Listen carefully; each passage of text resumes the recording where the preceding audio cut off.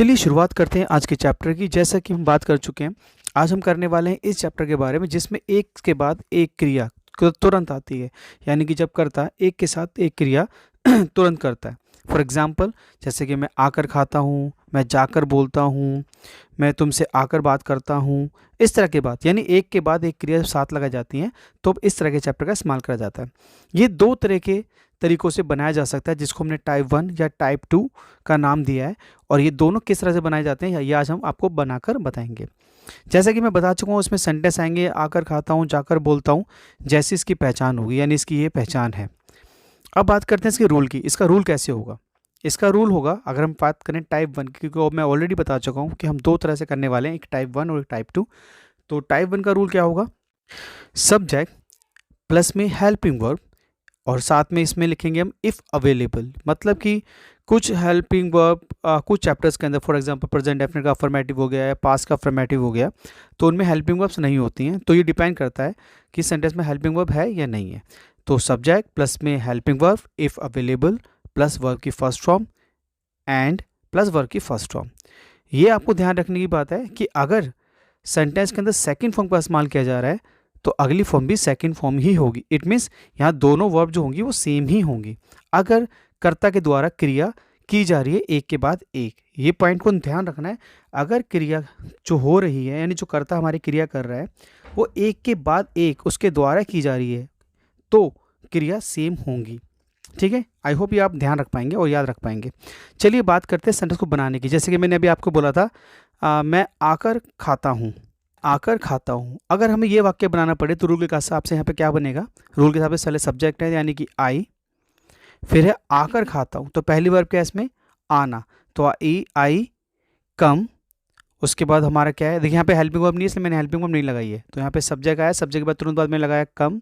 I come and eat, I come and eat. आई बात समझ में? चलिए नेक्स्ट देखते हैं। मान लीजिए मैं कहता हूँ मैं आकर खाऊंगा, मैं आकर खाऊंगा, तो ये कैसे बनेगा?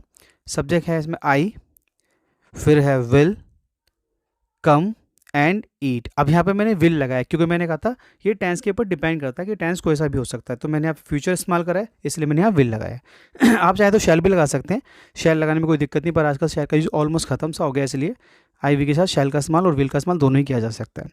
चलिए बात करते हैं अगले वाक्य की। मान लीजिए मैं कहता हूँ मैं जाकर बोलता हूँ, मैं जाकर बोलता हूँ। अब इसके अंदर क्या होगा? I go and speak, I go and speak. आ रहा होगा मेरे ख्याल से आपको समझ अच्छे से। बहुत सिंपल सा सेंटेंस है, कोई ज़्यादा मुश्किल चीज़ इसके अंदर है नहीं एक्चुअली। अगर मैं कहता हूँ वह पढ़कर आता है, वह पढ़कर आता है, तो ये कैसे बनेगा? He reads and come, he reads and come. अब देखो वाक्य बहुत सिंपल सा है, सेंटेंस भी बड़ा सिंपल सा है, पर कभी कभी ये छोटे छोटे सेंटेंस बनाने में भी हमें दिक्कत हो जाती है अगर मैं कॉन्सेप्ट के बारे में ना पता हो तो। चलिए एक वाक्य और लेते हैं। तुम मेरे पास आकर बैठे, तुम मेरे पास आकर बैठे। अब यहाँ पास की बात हो रही है, तो ये सेंटेंस किस तरह से होगा? You came and set beside me. मैं दोबारा बोल देता हूँ, you came and set beside me. चलिए एक वाक्य और लेते हैं। मान लीजिए मैं कहता हूँ वह कल आकर मिलेगा, वह कल आकर मिलेगा, तो यहाँ पे आकर और मिलेगा, आप देख रहे हैं दो दो बार एक साथ चल रही है, तो कैसे चलेगा? He will come and meet tomorrow. दोबारा बोल देता हूँ, he will come and meet tomorrow. एक बात को मैं बार बार समझा रहा हूँ और आप दोबारा से रूल को ध्यान रखना, मैं इसको आपको मैं कहूँगा नोट कर लेना। इस वाले पॉइंट को जो मैं आपको बता रहा हूँ वो ये है कि इस प्रकार के वाक्य में जब भी कोई वर्ब आएगी, वो एक के बाद जो दूसरी वर्ब आएगी वो सेम ही होंगी। अगर सब्जेक्ट के द्वारा यानी कर्ता के द्वारा कोई काम एक के बाद तुरंत हो रहा है, दूसरा काम भी वही कर रहा है, तो क्रिया सेम होंगी, वर्ब सेम होंगी। अगर फर्स्ट फॉर्म है पहले वाले पार्ट में, तो सेकंड में भी फर्स्ट ही होगी, सेकंड है तो सेकंड होगी। कहने मेरा मतलब है आपको ये पॉइंट ध्यान रखना, सब्जेक्ट के द्वारा अगर काम एक साथ दो काम हो रहे हैं तो ऐसा होगा। ये बात मैं क्यों समझा रहा हूँ वो आपको अगले वाले वाक्य में समझ आ जाएगा कि कुछ वाक्यों में सब्जेक्ट एक ही काम करता है तो उस अगली कंडीशन में सेंटेंस बदलता है। अभी आप समझेंगे नहीं, अगले वाले वाक्य आगे कॉन्सेप्ट में समझते हैं। ये बात आपको समझ आ चुकी है, ये वाला पॉइंट आप नोट कर लेना जो मैंने आपको बताया अभी अभी। चलिए बात करते हैं कुछ और सेंटेंस की, जिसके अंदर हम बात करेंगे टाइप 2। हाँ जी, टाइप 2 मैंने कहा था ना, हम दो तरह के वाक्य करने वाले हैं, टाइप 1 और टाइप 2। तो हम बात करने वाले हैं टाइप 2 के बारे में। अब टाइप 2 में क्या होता है? टाइप 2 में क्या होता है मेन पॉइंट इसमें ध्यान देने वाली बात यह है कि इसमें दो अलग अलग क्रियाएं होती हैं, पर जो कर्ता होता एक ही क्रिया करता है। यानी क्रिया तो दो होती हैं, पर जो करता है वो सिर्फ एक क्रिया करता है, दूसरी क्रिया उस पहली क्रिया की वजह से स्वयं हो जाती है। मैं दोबारा कहूँगा, इस पॉइंट को नोट करना। जब कोई कर्ता एक काम करता है और दूसरा कार्य उस पहली क्रिया की वजह से हो जाता है, तो वो कंडीशन किस तरह से होती है। यानी कि कर्ता सिर्फ एक काम कर रहा है, दूसरी क्रिया उसके द्वारा नहीं हो रही है, वो क्रिया का आंसर मान के चलिए आप। फॉर एग्जाम्पल, मैं एग्जाम्पल देता हूँ ताकि आपको अच्छे से क्लियर हो जाए। जैसे कि मान लीजिए मैं कहता हूँ राकेश ने धकेल कर दरवाजा खोला। अब मैंने क्या बोला, राकेश ने धकेल कर दरवाजा खोला। अब आप खुद सोचिए, इस वाक्य में राकेश ने दरवाजे को धकेलने का काम किया, साफ पता लगता धक्का दिया उसने, है ना। यानी कि उसने धकेलने का काम किया। धकेलना एक क्रिया है जो कि नॉर्मल है, धक्का देना एक क्रिया है। परिणाम स्वरूप दरवाजा खुला, यानी अगर उसका हम रिजल्ट देखें तो दरवाजा खुला। तो इस तरह के वाक्य में आपने क्या देखा, काम तो सिर्फ एक हुआ है ना, यानी दरवाजा खोलने का काम उसने करा नहीं, उसने सिर्फ धक्के का देने का काम करा, लेकिन धक्के के साथ साथ दरवाजा खुला, तो ये एक दूसरी क्रिया हो गई इसके साथ। तो इस तरह के वाक्य में क्या होता है, जो पहली वर्ब होती है वो तो अकॉर्डिंग जो भी टेंस है उसे आपसे यूज़ कर रहे हैं आप, लेकिन अगली वाली वर्ब फर्स्ट फॉर्म के साथ चलती है। ठीक है, ये ध्यान रखना है आपको। जैसे कि एग्जाम्पल देता हूँ मैं आपको, मैं इसका रूल भी आपको मेंशन कर देता हूँ। मैंने कहा ये डिपेंड करता है सब्जेक्ट आप कौन सा टेंस इस्तेमाल कर रहे हो। सब्जेक्ट प्लस में इसमें आपकी वर्ब आएगी अकॉर्डिंग टू टेंस, या फिर हेल्पिंग वर्ब, जी आपको देखना होगा, टेंस के अकॉर्डिंग चलना होगा। प्लस में ऑब्जेक्ट प्लस में वर्ब। मैं दोबारा बोल देता हूँ, सब्जेक्ट प्लस में हेल्पिंग वर्ब या फिर वर्ब अकॉर्डिंग टू टेंस आपको देखना पड़ेगा, प्लस में ऑब्जेक्ट और प्लस में वर्ब। यहाँ पे आपने नोट किया, तो यहाँ पे जो वर्ब है या जो रूल है वो एज इट इज सेम पिछले वाले रूल की तरह ही है।